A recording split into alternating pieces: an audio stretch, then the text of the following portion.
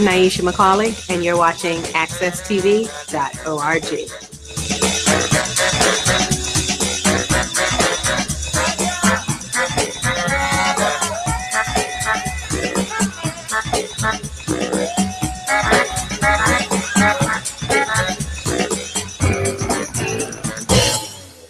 Good afternoon. This is Jonathan Small, host and producer of All About You, and this program is broadcast every single week at accesstv.org studios in downtown Hartford.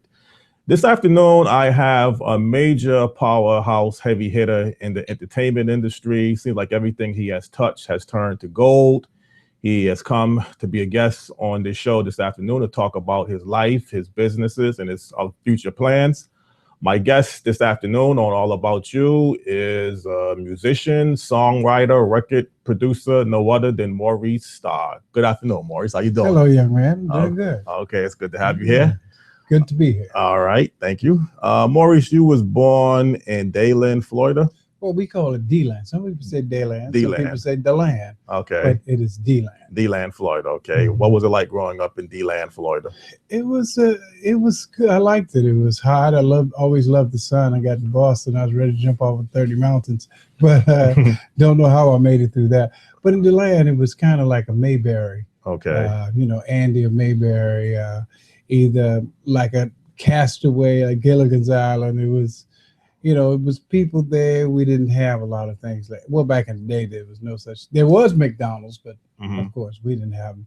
So we just had little corner stores and not really grocery stores. So Andy of Mayberry. Okay. How long did you stay in Deland, Florida? I was in Deland until I was 19, 20. Okay. Then I moved up to Boston. So you had your mind set at an early age of getting into the music business? At the age of 5, I was on stage. Okay. 12, I was producing records. So I think early on, even at 5, I knew what I wanted to do. Yeah. Did you feel like you could do what you wanted to do down in Florida, or you felt like you had to go someplace else? I liked Deland. I didn't really want to leave there when I was young. I wasn't the person to say, I got to go to Hollywood. I got to go to New York. For me, I just had to do it. Okay. And I was hoping I could do it in Deland. So I wasn't really ready to travel. Was there any other talented people in Deland, Florida that you can kind of aim towards? Yeah, we had guys like the Temptation. It was called the Hill Brothers. They sung with us, and they were really good. So I would never sing around them because they sound so good. And so I would only practice singing in my little secret little room. Yeah. So yeah, we had a lot of talent. My brothers, the Jonzun Brothers Band, which it was 6 of us, and cousin Gordon. It was some talent in the town. A lot of talent. What made you decide to move up to Boston, Massachusetts? My uncle had already moved my brother Soni up, and he came back for the rest of my brother Soni said, go get the rest of my brothers. Okay. And so he went to my mother, and my father told my mother, you should do it. I think they'll be closer to the Apollo, closer to New York. They'll have a better chance of making it if they go up to Boston. So he convinced my mother, and then we were off to Boston. Now, what was your take when you had arrived in Boston? What was Boston like? I got lost the first day at a department store because I never seen nothing like it in my life. I just see a little corner store. It's just one room. Right. The guy go back and grab the groceries and he give it to you. So now I'm in a place where all these department areas and so the first day I got lost. But I'm coming into the city, and I remember saying to myself, do I really need to be here? Because I see all these buildings in Boston, the whatever that gas big thing is, green, red, yellow. So it was pretty interesting. I don't know if it was shocking, but it was just, I didn't know what to think. But I did ask myself, do I need to be in a town this big? So did you I was overwhelmed. Overwhelmed, but you didn't have any interest in going back to Deland, Florida, did you? Oh, I was on a mission. I was on a mission. From that point, I wasn't turned around. There was no turning around. If that cold weather couldn't turn me around, right? I wasn't turning around. You wasn't turned around. Because I hated that cold weather. Okay, so that's the problem. But not even it was strong enough to turn me around. When did this group, the Jonzun Brothers, get formed? Was that the group that you was in, the Jonzun Brothers? Yeah, at the age of 12, we were making a living, going to different places as the brothers. I joined the group about 11 years old. My other brothers started. I used to watch them all the time, and Michael Jackson father. We'd beg to get in the group. Say, Dad, we're ready. We can do this. He said, no, not yet, not yet. So once I hit 11, he says, okay, you're a good age now. My brother Michael was 10. So he put us into the group. So we became a part of the Jonzun Brothers. I was eager because I started on stage at 5. So by the time I was 11, I've been wanting to get in. Right. So then we would go to different clubs, even at that age, and we'd start doing it for a living. Now, you were a singer in the group.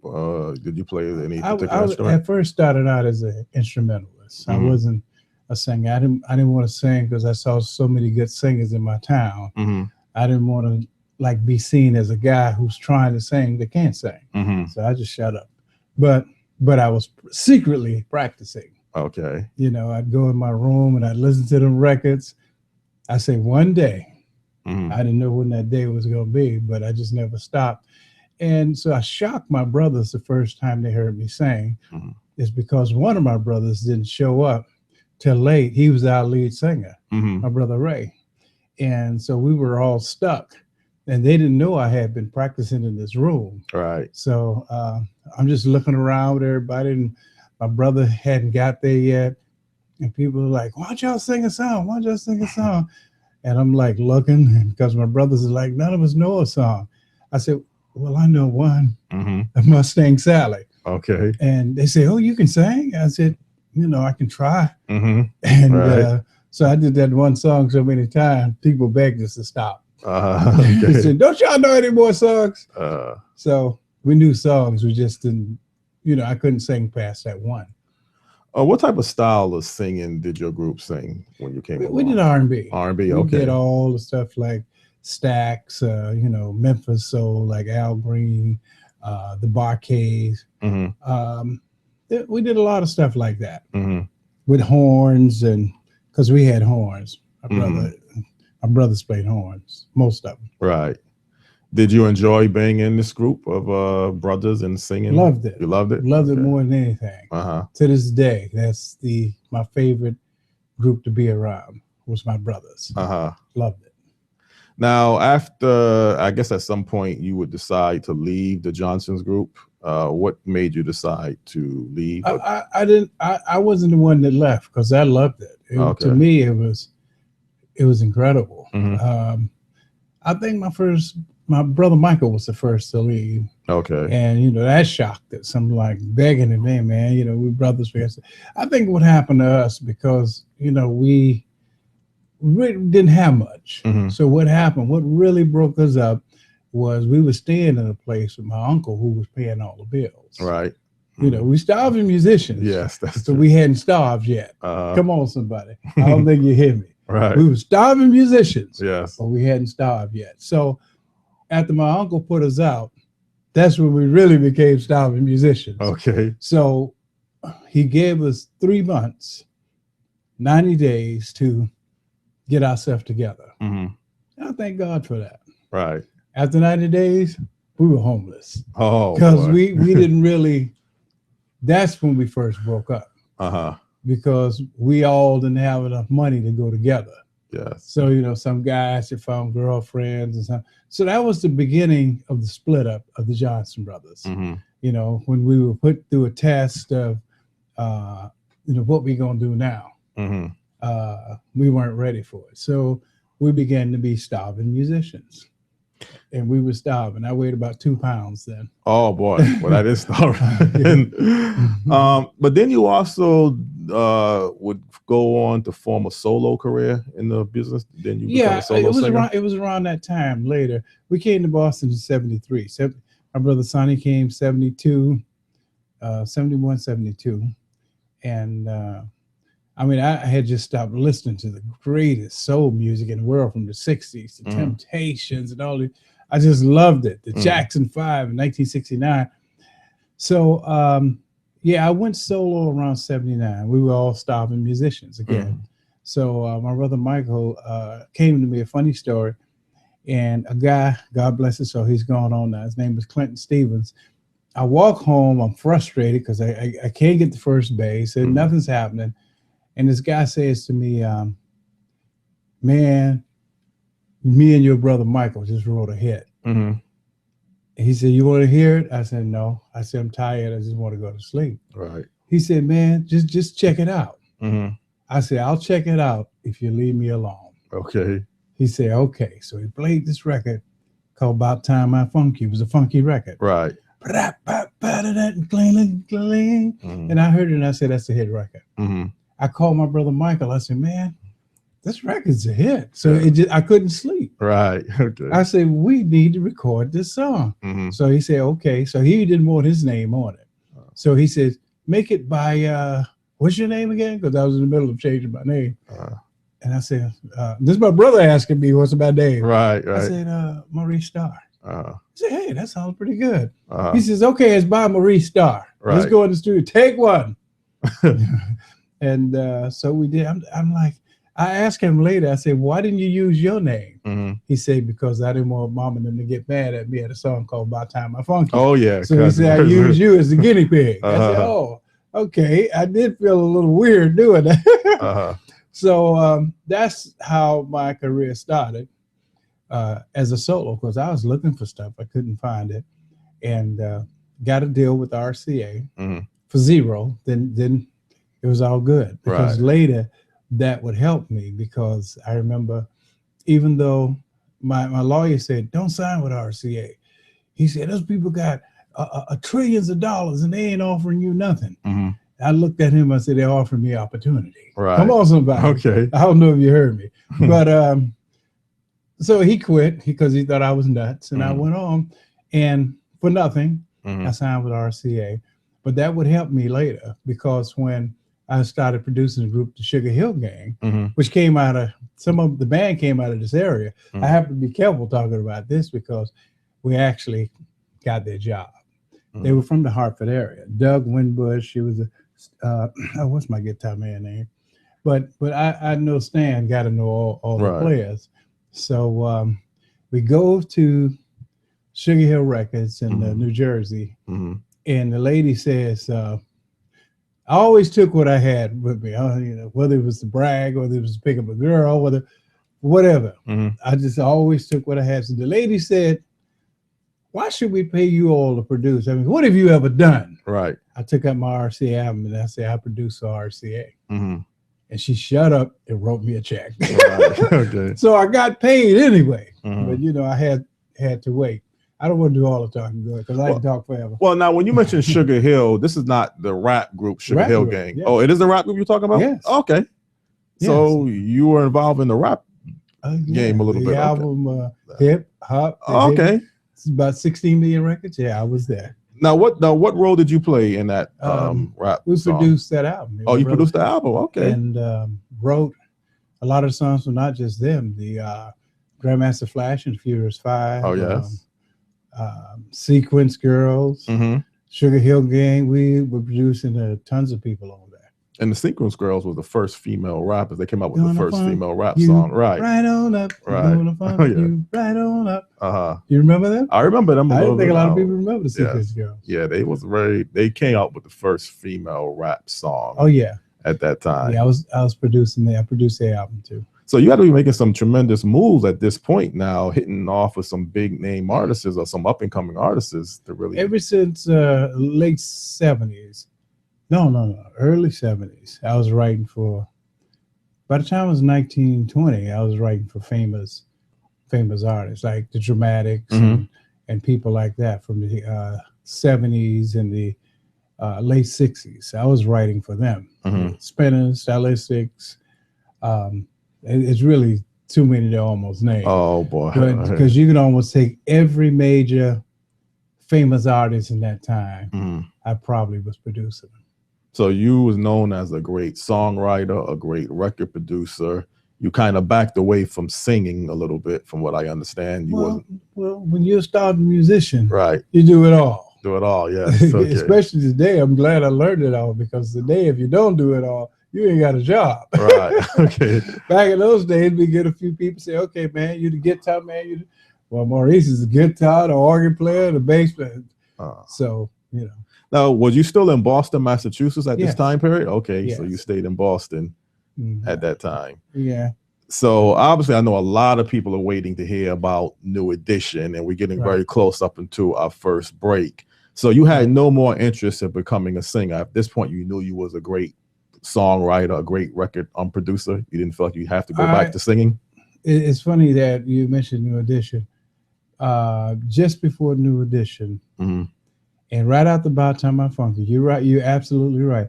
That's when I 80, I quit being a singer. I just said, nah, stuff is too tough. Right. I'd say I'll do something else. Okay. Never thought I'd work with groups though. I said the one thing I'll never do is work with kid groups. Okay. Hate them. And I didn't want to work with kids, and I didn't want to work with groups. Right. Singers.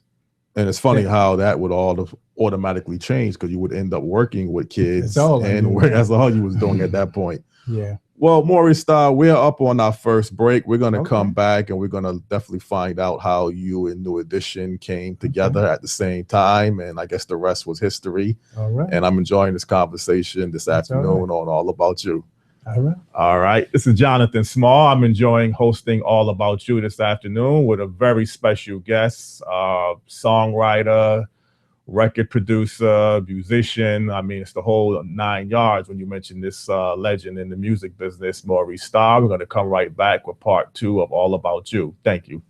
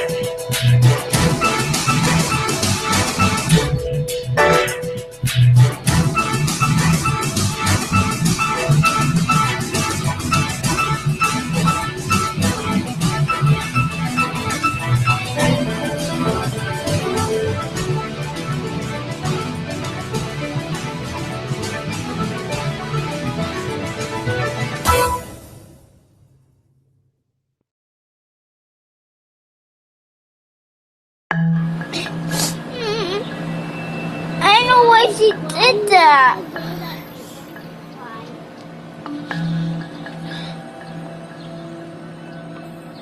She's being mean. Yeah. Can you go talk to her? Tell her to stop being mean to you. I'm her friend now, but she's still not my friend. She's not my friend no more. Because they won't vote for you, huh?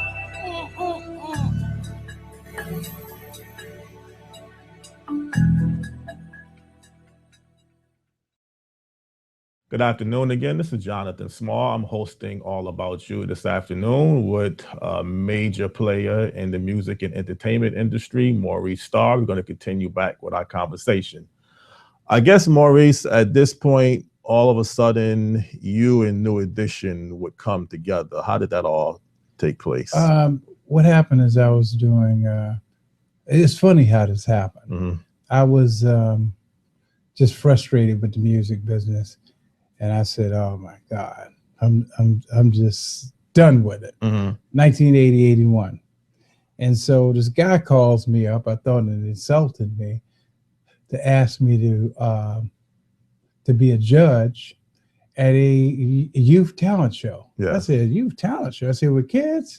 He said, yeah. I said, I'm the wrong guy. Okay. I said, I don't work with kids like that. Right. I said, I'm the wrong guy. And he said, we'll give you $75. You're talking to a starving musician. Okay. Don't know where his next meal coming from. So $75 sounded like $7 million. I said, hey, man, I'm going to want my money. He said, okay. So I went down there. So I'm like, let me hurry up and get through this, get these 75, get out of here. Right. So then I started, you know, hosting the show. And these little kids came up and they were groups and they were dancing and everything. And the girls were going nuts. And I'm sitting here looking at this and I said, that's what I need to be doing. Right. Right there. I need to start liking little kids. Okay. So I said, that's what I need to be doing right there. So I went home. I couldn't sleep. I said, I need to find me a little group. So I put a talent show by the projects, the Rough Side, where Bobby Brown and them live, Orchard Park Projects. And I said I was looking for talent. So 2 guys came from one way, 2 guys came from another. I guess they had started practicing together. And it was 4. And the manager come up to me and he says, you're going to work with these guys. I said, what guys? He said, these 4 little boys. This is before they were 5. I put the 5th one in later. Okay. And he said they're called New Edition. I said, okay, put them on stage. Let's see what you're talking about. I didn't like them. I said, hey, man, get them off the stage. Out of here. Next. Well, what was it about them that you didn't like? Ralph hadn't sung yet. The one that ended up singing Candy Girl. So he hadn't sung. Right. They didn't put their best foot forward. They just put any foot. And when they sung, it was probably the least singingest guy who sung. So I said to myself, if that's the best they got, then, you know, I don't want to have no parts of it. So he says, oh, just give us one more chance. I said, man, I'm going to give you 30 seconds. And he picked the best song he could ever picked. He picked ABC by the Jackson 5. I was always a Jackson 5 fanatic. Yes. So he picked that one and he put the other guy in the front that had the best voice. And who was that? Ralph Tresvant. Okay. I said, meet me in my studio in the morning. All right. I went home that night and I wrote Candy Girl. That night. That night. They got there that next morning. It was done. I said, okay, guys, I need you to sing this song. So after we finished the song, I said, we need one more guy. Michael Bivins said, no, we don't want to be like no Jackson 5. I said, nah, you're not running this ship. I am. Okay. So so I went out and I saw this kid named Ronnie DeVoe. We were already through with the album. And I didn't have nothing for him. So I'm sitting in the studio, we're doing Candy Girl. And we got an open space in there. I said, it's too much space right there. I said, I want y'all to say, what about Ronnie? And I said, Ronnie, I just want you to say, she's bad. I know she's bad. Right. That's all Ronnie said in that whole record. Then I pressed it up, put it out. First, I went to record companies. And I went to a friend of mine, I won't say his name, Atlantic Records. And I said, man, I got something great right here. He said, because I had went to other people and they say, yeah, he talks all the time. So this was my last stop. And I said, I got something big. I said, other people don't see it, but I said, I know you'll see it. He says, okay, well, let me hear it. He said, let the music do the talking. He said, you talk too much. So put the record on. And he got his eyes closed. I said, I got him. I got him. Right. So he opened up his eyes. Then he began to curse me out. Oh, he did? He said, don't you know there was once a Jackson 5, fool? He said, I see why people don't want to talk to you. You out of your mind. Get out of my office. Yes, I was. I'm like, nah, I really don't understand this. Maybe I should have quit when I quit. So, but then it was funny. I went to my brother Michael's label and I asked them, I said, man, let's show them. He had an independent label. And I said, let's show these people, Mike, that, you know, this group is big. He said, man, I don't know if I believe in your group. So then it went to his label people, and the guy called my brother Michael and said, fire that guy. He's insane. He thinks he can put 5 little boys. Don't he know there are no more little kid singers? And he want to start these little boy groups? Right. He's out of his mind. He said, fire him. My brother fired me. Okay. And put me out of my house. Come on, somebody. I went back to the starving musician. But this all took place before Candy Girl came out? Or this took place after? Absolutely. Okay. Let me tell you what happened. Stan would know what I'm talking about. Stan, you listening? I'm listening. Let me tell you what happened. When my brother put me out, there was a guy in New York City. Let me show you how God worked. He was talking about me like a dog. To my brother Michael's president of his label was talking to another friend of mine who had just started a record label. And he said, that Maurice Starr is like the dumbest guy I know. He's just a fool. Let me play for you some stupid stuff called Candy Girl he think is a hit. He played it for the guy. And the guy said, he is a fool. And he went in the closet and he called me. But I'm on my knees praying at this time. I'm on my knees. I don't know all the other stuff. I found out later what was going on. And when I get finished praying, I get up off my knees, the telephone rang. It's the guy who had went to the closet saying, this man I'm talking to think you're a fool, but I think you're a genius and got a hit record. You meet me tomorrow, I'll give you $20,000. Okay, so that's come on, somebody. Changed a lot at that point right there. My life never looked back from there. Now, come on, somebody. Now, Candy Girl would become a #1 hit song. #1. And they were very successful at that time period. They were still in the bubblegum era. But then eventually several hits. Did you stay with them for their second album, or did y'all leave? No. We had our separate ways. Okay. This is how, you learn things in the business. I was raised from a mother and father who were people who did what they said they're going to do. They were honorable people. They were good people in the community. And the music business is not like that. Everybody is cutthroat, is backstabbing. And this before I really knew it. This is really my first big break like this. I mean, I had produced all of these famous people, but people hired me and I was the producer. And that was it. But now I'm in the management role. So what happened with the New Edition, I know you didn't ask me yet, but I'll tell you. What happened was these managers went to them into the projects, and I was telling them, guys, the money is coming, because the money had not come. Yes. I said, the money is coming. And, because it takes 90 days. Record labels pay, every 90 days. It's a pay period. It hadn't been 90 days. We were #1. So these people went to him and said, listen, Maurice Starr is saying y'all got to wait. Here's $5,000.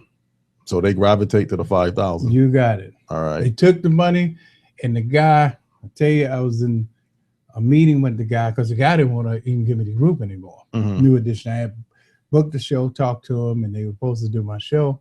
So I go to New York City to talk to the guy, and the guy says to me, he says, I said, listen, I want to do my show on such and such a date. And he says, nah, maybe they got an offer with Gladys Knight. He said, wouldn't you rather see them with Gladys Knight? I said, no. I said, they're supposed to do my show. I got thousands of kids waiting. He says, well, he didn't say, he even say he's sorry.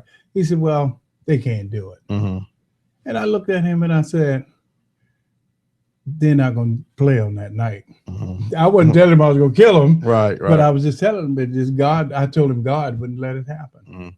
So was there somewhat of a falling out between you and New Edition, or just a business decision that they had to go into? Let me tell you what the guy did. Let me finish.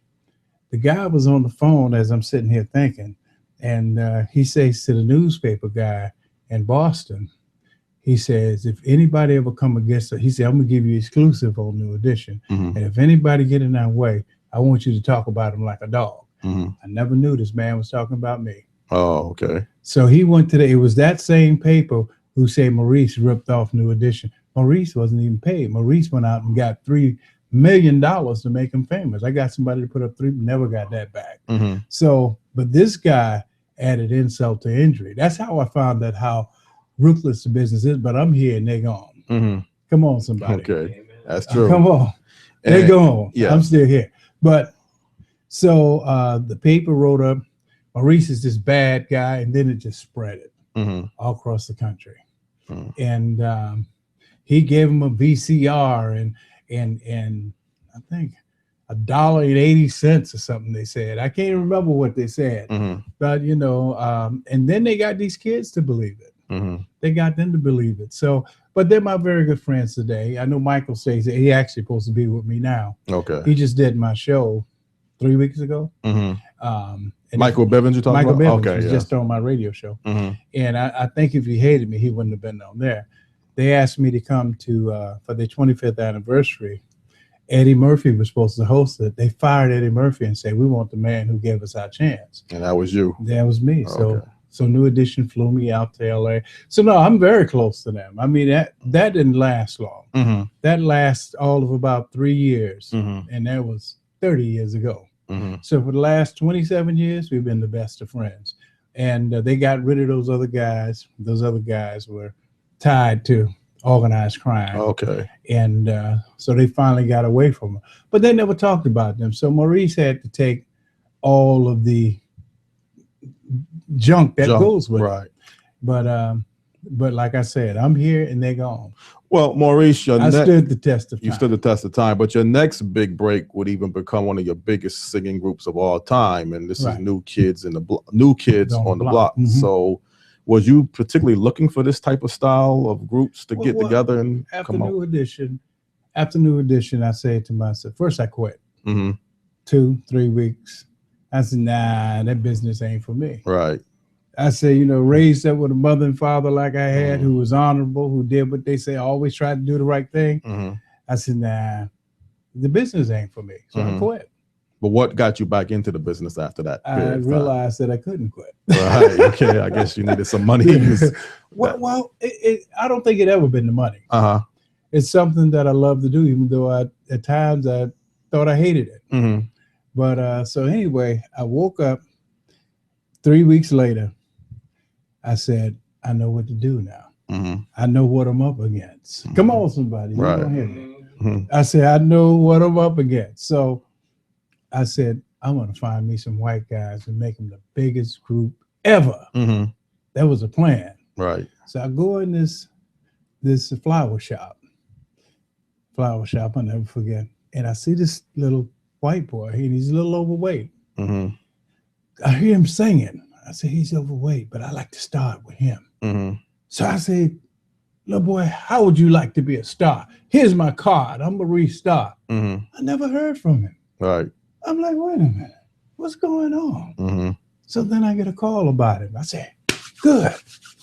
Finally. FBI. They said, what is this big black man running around picking up little white boys for? I never realized all that. What came about? So I'm in shock now. So I'm like, oh my goodness, this sounded bad. It did sound very bad if people, the FBI. So I told them I'm the guy that did do dishes. So they checked me out and they said, okay, you cool, you good. Okay, go on about your business. I'd like to see that guy from the flower shop now. See what he think. So we put them out. And first I took them to the record company. And all the record companies again said no, including the one they ended up with. Let me tell you how that went. So I go to this black guy named Larkin Arnold, and I said, Larkin, I convinced him to listen to me, and I can be very convincing. And I knew I had his attention. I said, I'm not letting this guy go. So he says, okay, we'll do one song. And if it takes off, I'll give you an album. This is the black division. I signed these white kids into the black division. So after they went to the black division, we put out the first record. It bombed. For New Kids on the Block, it just bombed. And so the guy says, he said, you're going to give me a piece of this action? Well, I probably shouldn't go into that part. Anyway, I said, yes, I want you to help me out, and I'll show you I appreciate it. This is going to be for me. I want to do this. And so we put it out, and they fired it. They fired the guy. And so now everything was in limbo. New guy comes in before the album finished, and he says, oh, well, we're going to do it like this. We're going to do it like this. And before that, I had an offer from A&M Records. They came to me and they said, we'll give you a deal for these kids, but we don't want you to produce them. You be the manager. See, I already knew that trick. That's what happened to me in New Edition. I was the manager. Just long enough for them to stab me in the back. So I said, I said, okay, well, if I want you, I'll give you a call. Never called them. So then I went to where I am talking about now, CBS. And so the record company said, we think these kids suck. They just a bunch of white kids, poor white trash that wannabes. That's coming off of the first album that didn't do that well. Why he felt that way? Like the first album that New Kids on the Block came out. Yeah, CBS. The white division said, no, we don't want them. And so they fired and stopped firing the black division. And so they go to the black president and they said, get rid of those guys. That poor white trash. That's basically what they said. And so the word gets back to me. The guy called me up and he said, hey, man, they told me to get rid of them. He said, but they said that if I want to, I can give you a chance. And he said, I believed you when you talked to my boss that they just fired, that this group could make it. And I said, good. He said, so I'm going to put my job on the line for you. I ended up hiring that guy because they fired him when they found out he didn't do what they told him to do, even though the group was popular. So what happened, we put the record, I said, hey, man, this is going to happen. So he says, okay. We put the record out, nothing. But let me tell you what happened. So New Kids come to me. They say, I thought you said the first record don't go with finish. Right. I said, yeah, but I said God is got something going on with this. I don't know if they understood, but I did. Okay. I felt it. So come on, Stan, you hear me? Come on, somebody. So I said, I believe this record is going to go back up the chart. And they said, So I what had happened was a white fellow always looked at BET and to see what was on, because he loved R&B music. Yes. So I was able to get the kids on BET through something where I paid for the video and everything, because the record company said, we ain't giving you nothing. We just want them out of here. So I put the money up, and then this white guy comes home, turns his TV on, and he sees these white kids singing a song that sounds like the Jackson 5. Right. And so he starts scratching his head. He turned his radio down because he think maybe somebody playing a Jackson 5 song close, because he can't believe that these are white kids. Right. So he turned it up again. Then he go out the next day and he bought a record. He put it on his pop station, Hot 105 in Tampa. It was a pop top 40 station. He just liked the song, so he played it one day. It was #1 request. So he calls the record company and he said, man, you all got a hit record. This is a funny story. Right. He say, by this white group called New Kids on the Block. What he didn't know, what the pop division didn't know, that they were signed in the black department. Okay. So when they start talking to the white division, they say, oh no, we don't have a group called New Kids on the Block. I'm looking at our roster now. See, we weren't on that roster. They were on the black roster. So the guy said, no, you're sadly mistaken. So the guy said, I'm looking at the record and it's got this date on it. So, and it said either somebody then took your label and just put up something on there, or they at your label. So he checks the file, and they said, well, who's with these guys? Who do you have to talk to? And he said, oh, that guy Maurice Starr. They told him he'd be wasting his time. Right. I'm the bad guy now. See, I done learned how to stand up for myself after being stabbed in the back so much. I'm not that guy no more. I'm a stand-up guy now. Right. So the guy calls me up and he says, Maurice, we got a hit record here. He said, I say, what do we need to do? He said, you need to get a check. I said, a check? I said, well, how much do you need? I said, well, what does this check mean? He said, you need $100,000. I said, after I got shocked and my mouth was open. Yeah. Because I didn't have $100 to my name nowhere. And this man telling me I need $100,000. Do you know how far that sounded to me? Yeah, like $1 million almost. Somebody tell you $100,000 and you don't have that kind of money. I said, after I paused for a minute, because I don't know whether he said what he just said or what. I don't know if I was in shock or what. Overwhelmed.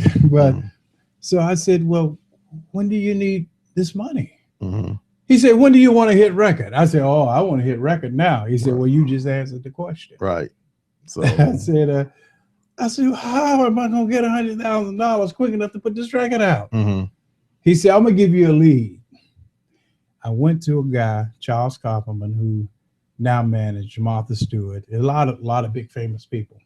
Charles was a visionary. And I went to him and I said, Charles, I need your help. And he said, okay. He said, for some reason, he said, I believe in you. He said, I'll give you the $100,000. This is about 3 days later. That was given, not no loan. That's basically give you the money. I had to give up half my publishing for it. Okay. So I had to give something up for it. All right. But it was money that I didn't have to pay back personally, which is what I wanted. I didn't want to get money that I had to pay back. Well, I would have taken anything at that point. Yeah. But so he says, okay, now these guys hand out. They hand me out a $6 million check one time. So they hand out millions of dollars. So the guy says to me, he says, well, tell us exactly all the money. How much money you want? I said, $100,000. Yes. Then he looked at the other guy. He said, that's all you want? I said, $100,000. He said, no more. I said, no more. Yeah. I was afraid if I asked for 100,001 penny, the guy wouldn't give me the money. Because I knew that if them kids had a top 10 record, they'd be worth millions. So I didn't want to go past 100,000. He probably would have gave me 200,000-300,000. Yeah, but you was but I didn't want to safe. take that chance. Right. So I gave the guy the money, and the rest was history. Now they would eventually become one of the best, most successful groups ever in the history of the entertainment business. I've worked with the three top. Menudo, I lived in Puerto Rico. They're the most successful Hispanic group ever. New Edition, the most successful Black group ever. New Kids on the Block, the most successful white group ever. So I've kind of been on the three good ends. And because I had groups like Boyz II Men and many others. But and you also worked with Frank Sinatra shortly before he passed away. So you worked with just about everybody in the business. Probably sometimes it seemed like 60-70%. Almost 50-50. If they were popular in the 70s, I know I did 50% of all the biggest stars of the 70s. I know I was involved with every boy band, every teen idol, from Debbie Gibson to Tiffany, every teen idol, at least 90% in the last 30 years. 9 out of every 10, because I can't think of very few that I didn't work with that were famous. So now, Maurice, if anybody has any doubts with your latest new group that, this group might not be as big, I guess your proven track record speaks for itself, but you have a new group, NK5, that you have found and discovered, and you have some big visions for them. Very big visions. And we got some that we haven't talked about yet. The main vision is that we're not going to stop till we get there. It's funny, a friend of mine 20 years ago, he passed on now. His name was Sonny Joe White, big time programmer, radio programmer. He was the #1 pop programmer in the country, and he was a black guy. He created the KISS radio stations. Whenever you hear KISS 108, this brother created all of this. And but he was a very good friend of mine. I met him when he came from North Carolina, and I worked in the studio with him, radio studio with him. He said to me 20 years ago, when I brought him a record, I said, Sonny, I need you to play this record. He looked in my eyes and he said, you'll never give up. Right. and I had to say to myself, man, this guy's right. I never give up. Well, I've accepted it. Yeah. So that just comes to say NK5, I'm not stopping till they at the top. And right now you still have your entertainment group, Maurice Starr Entertainment, that you're working. We added on Joe Young. With that. He's the new president.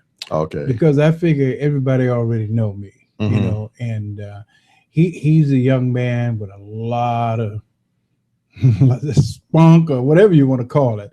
He got a lot of them, and he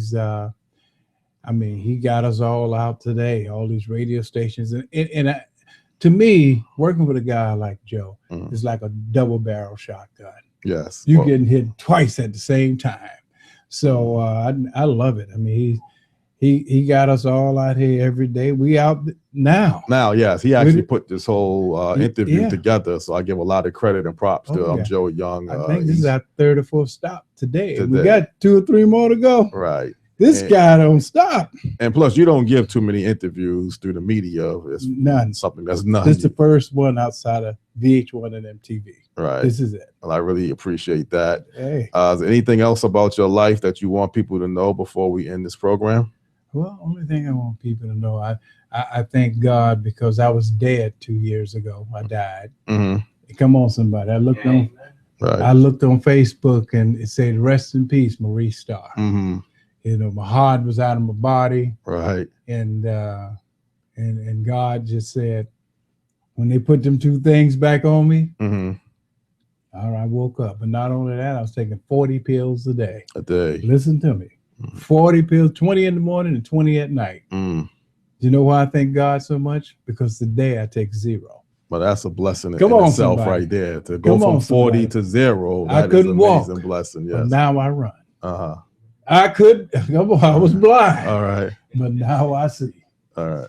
So you're not retiring anytime soon from God done brought me back. Apparently, he didn't want me laying. I was laying on the table dead. I was dead. Right. Hello. Well, you look very blessed and healthy right now, and I done gained about 30 more pounds. Yeah. Since then. I had lost a bunch of weight, and you know, I walked because I said to myself, if I don't walk, I know what's going to happen to me. They just brought me back to life. My heart was going about 20 beats a minute, and it was getting slower and slower. The doctors even told my sons to say their last goodbye. Actually, they were right. They said that was 2 years ago. And my son came in and said, "Give me your car keys." Okay, yeah. I said, what do you mean? I'm going to be okay. And he said, well, I don't think you'll need him at least for a little while. Well, I guess he's a nice guy. But anyway, so, and then the guy takes me upstairs to get checked, and he got something at the bottom of my feet. And I asked him, I said, well, what is this? Man, I'm not comfortable. Right. He said, it's the defibrillator. I said, well, what do you need that for? He said, I'm just doing my job. He thought I wouldn't make it to the second floor. The second floor. Come on, somebody. I heard 2 doctors say as I was feeling bad, couldn't walk, couldn't turn, they had me strapped to a bed. And they said, we ain't working on that guy. He's going to die anyway. But they were right. I did. But God. But you're back, yes. Maurice, let me ask you one question. There's a lot of great producers that's out there, from Quincy Jones, Jimmy Jam, and Terry Lewis. What makes you somewhat of the unique producer, if anybody out there that's looking to get into the music business? What kind of makes you separate from those other great producers? Well, and they are great. Quincy Jones, I've been the biggest fan from day one. I met him, and I just smiled so much. He probably thought something was wrong with me. Right. But yeah, those are great people. Jimmy, I gave Jimmy them their first job. Oh, you did? Jimmy and Terry. Oh, okay. I gave them their first job. When they produced the song "You Hold Me So Tight," and I can't even think of the woman's name. She was a good friend of mine. Thelma Houston. So I don't think Maurice Starr has always been in his own bubble. You know, because I knew I was different from the record business. So I do what I do, and I sell it to the world. See, record companies dictate what people should do. I've never been dictated upon, where the record companies say, do this, and I accept that. I always, because if I went by what they said, they thought I needed to get rid of 4 of New Edition and just keep Ralph. They thought I needed to get at least 3 of New Kids on the Block. I said no. So I would just go somewhere else where I could dictate where everything was going to happen. And in the end, not in the end, so it got to where record companies would say, I remember the guy from CBS come to me and he says, okay, well, we're going to go to, you did a good job. We're going to go ahead and name the album. I said, no, you don't do that. I say, I have to name the album. I say, everything that happens comes through Maurice Starr. Maurice Starr, right. And he wasn't used to that. And this guy almost had a heart attack. we were gonna leave that there. Right, okay. I won't go to the part of he tried to kill me. We're gonna leave that alone. Right. Okay. But yeah, that's about it. Well, Maurice, it was a pleasure having you on All About You this morning, and I'm glad that you have decided to hire a local hometown hero, Joe Young, to be the president of Maurice Starr Entertainment. I think you made a very excellent choice. Oh, yeah. And I wished him the best of luck along with yourself. And I guess you're going to be in Connecticut for the rest of the day, and even the greater Hartford area. There you go. And at some point, you're going to be going back to Deland, Florida to get back into the business and take it from there. I'm here now. All right. Well, again, them two things woke me up. All right. I'm back. Well, you're back and you're looking fine. Pleasure to have you on the show this afternoon. It's a pleasure to be back. Okay. All right. This is Jonathan Small. I had enjoyed hosting somewhat of a special edition of All About You. I didn't realize yesterday that I'll be doing All About You today, but God has blessed me too to have a legend on my show like Maurice Starr. And again, there's a lot of great programs you could always look at throughout the week on accesstv.org. And until I see you this up and coming Monday on Face to Face, have a very blessed day and keep the faith. Thank you.